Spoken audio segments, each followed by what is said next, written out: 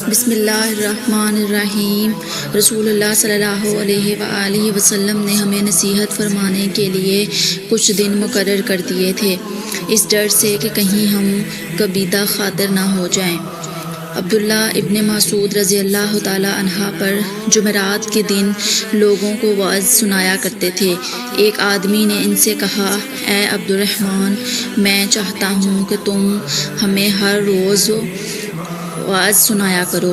انہوں نے فرمایا، تو سن لو کہ مجھے اس امر سے کوئی چیز منع ہے، تو یہ کہ میں یہ بات پسند نہیں کرتا کہ کہیں تم تنگ نہ ہو جاؤ، اور میں وعظ میں تمہاری فرصت کا وقت تلاش کیا کرتا ہوں۔ جیسا کہ رسول اللہ صلی اللہ علیہ وآلہ وسلم اس خیال سے کہ ہم کبیدہ خاطر نہ ہو جائیں، وعظ کے لیے ہمارے اوقات فرصت کا خیال رکھتے تھے۔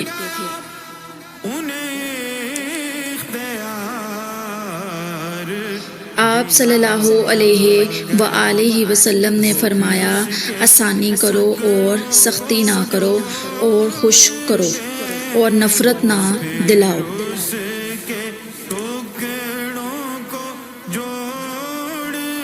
وہ خطبہ میں فرما رہے تھے کہ میں نے رسول اللہ صلی اللہ علیہ وآلہ وسلم کو یہ فرماتے ہوئے سنا کہ جس شخص کے ساتھ اللہ تعالیٰ بھلائی کا ارادہ کرے، اسے دین کی سمجھ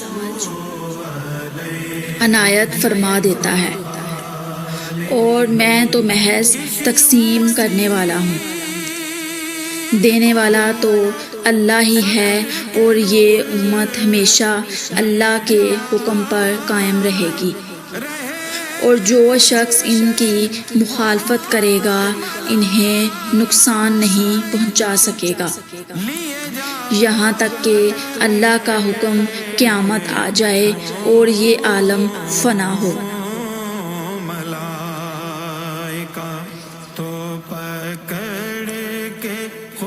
میں عبداللہ بن عمر رضی اللہ تعالی عنہ کے ساتھ مدینے تک رہا۔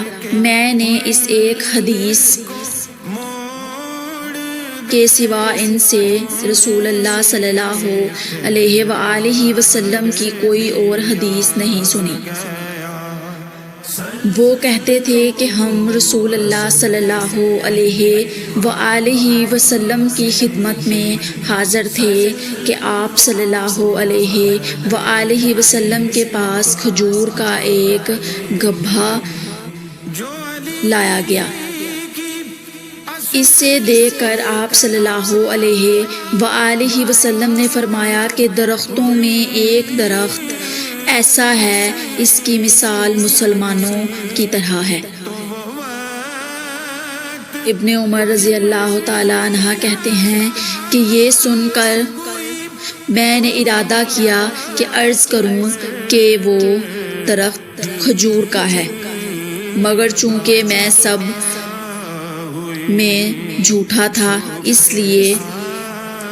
چونکہ میں سب میں چھوٹا تھا، اس لیے خاموش رہا۔